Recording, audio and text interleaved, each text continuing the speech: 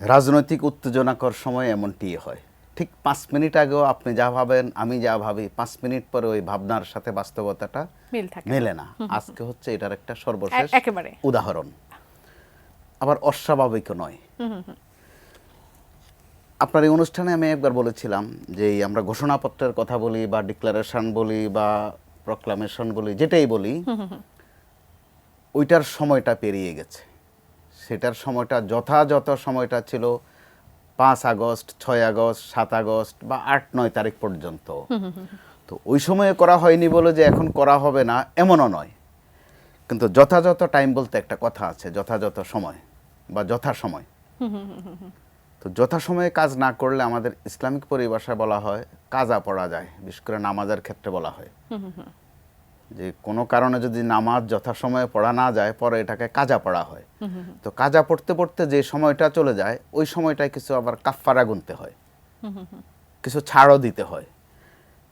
বৈষম্য বিরোধী ছাত্রদের ক্ষেত্রে কিন্তু সেটা হয়ে গেছে। 5 আগস্ট যেহেতু একটা বিপ্লবের মধ্য দিয়ে ওই পরিবর্তনটা এসেছে, স্বাভাবিক দৃষ্টিভঙ্গিতেই ওই সরকারটার হওয়ার কথা বিপ্লবী সরকার, কিন্তু বাস্তবে বিপ্লবী সরকার হয়নি, বা বিপ্লবী স্বভাব বৈশিষ্ট্য ওই সরকার, এই সরকারটার মধ্যে নেই। কিন্তু বিপ্লবীরা তাদের সাথে আছেন।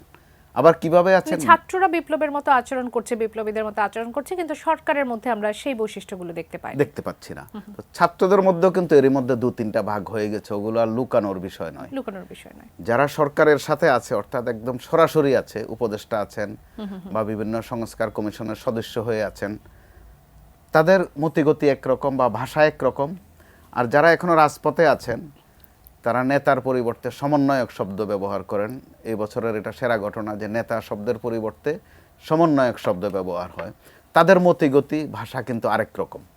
তো আবার এটাই হয়, ক্ষমতায় থাকলে দায় বেশি, কথাবার্তা খুব হিসাব করে বলতে হয়। এই হিসেবের মধ্যেও কিন্তু বেহিসাব হয়ে যায়। বেশি পাকা টমেটো আর সিক্রেট রেসিপির কম্বিনেশনে তৈরি প্রাউন সস, সসের বস। গতকাল যেটা তাদেরকে বলা হয়েছিল যে তাদের এটা প্রাইভেট ইনিশিয়েটিভ, ব্যক্তিগত উদ্যোগ, কিন্তু আসলে আমাদের সমন্বয়করা বা এই বৈষম্য বিরোধী ছাত্র আন্দোলন, এটা আর ব্যক্তিগত বিষয় নয় এখন আর, এটা প্রাইভেট বিষয় নয় আর, এটা একদম পাবলিক বিষয়। তারা পাবলিক বিষয়, এমনকি আমরা এটা কিন্তু সরকারেরও একটা সম্পৃক্ততা, আমরা বলি যে এটা আসলে সরকারেরও সিদ্ধান্ত নিশ্চিতভাবে এর সাথে আছে এবং ছিল এবং সম্ভবত থাকবেও। কিন্তু এই থাকা না থাকা নিয়ে কিছু বাড়তি কথা আশাতে এই গোলমালটা বাড়ছে, যে কারণে এই মুহূর্তে আমরা ঠিক ক্লিয়ার করে বলতে পারছি না কালকে তাদের আনুষ্ঠানিকতাটা হবে কিনা। আলোচনা চলছে, অথচ আলোচনা কিন্তু আরো আগের বিষয় ছিল। অর্থাৎ এটা হওয়া একটা ঘটনা, না হওয়া আরেকটা ঘটনা। এই নিয়ে মানুষের মধ্যে উদ্বেগ আছে, উৎসাহও আছে, জানার একটা আকাঙ্ক্ষাও আছে। কিন্তু মানুষ যে কারণে তারা পরিষ্কার করছেন না বা পরিষ্কার করতে পারছেন না, মানুষও কিন্তু একটা দোটানার মধ্যে আছে। আর আরেকটা বিষয় যেটা একদম প্রকাশিত, যদিও তাদেরকে আপনি এই গণমাধ্যমের ক্যামেরার সামনে তারা পরিষ্কার করে বলেন না, বা আপনার টক শোতে আসলো ইনিয়ে বিনিয়ে এদিক ওদিক চলে যান, তাদের বিভেদটা লুকানোর বিষয় আর নয়। সবচেয়ে বড় রাজনৈতিক দল এখন যারা বাংলাদেশে অবস্থান করছে, তাদের কাছ থেকেও আমরা কিন্তু এখন স্পষ্ট কিছু বক্তব্য পাচ্ছি, যেটা কিছুদিন আগেও ছিল না। ভালো বিষয় ধরেছেন আপনি। তো প্রকাশভঙ্গিতে কিন্তু হেরফের আছে। এই সিদ্ধান্তটা নিয়ে আপনি আসলে কিভাবে বলবেন? যেমনটি আমি বলছিলাম যে প্রেস উইং থেকে গতকাল স্পষ্টভাবে বলা হয়েছিল যে এর সাথে সরকারের সম্পৃক্ততা নেই, কিন্তু একদিন পরই এই রাত 9টার পর আমরা আসলে জানতে পারলাম স্বাভাবিকভাবেই ছাত্রদের জন্য এটা কষ্টের। আপনজন যখন বলে যে আমাদের সাথে সম্পর্ক নাই, এটা এক ধরনের বেদনার। তো আবার এই বেদনা মনের ইচ্ছা মতো নয়, বাস্তবতার নিরিখে। যেটা বিএনপির ভারপ্রাপ্ত চেয়ারম্যানের বক্তব্য কিন্তু আরো পরিষ্কার করে বলা আছে।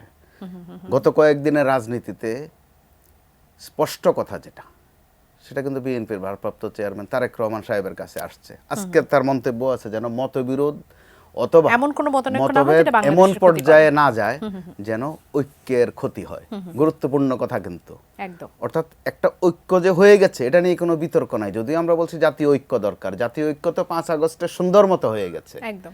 5 আগস্ট কিন্তু একটা জাতীয় ঐক্যের একটা ফল। পরবর্তী পদক্ষেপ হচ্ছে নতুন করে আর ঐক্যের প্রশ্ন আসে না, ঐক্যটা ধরে রাখা।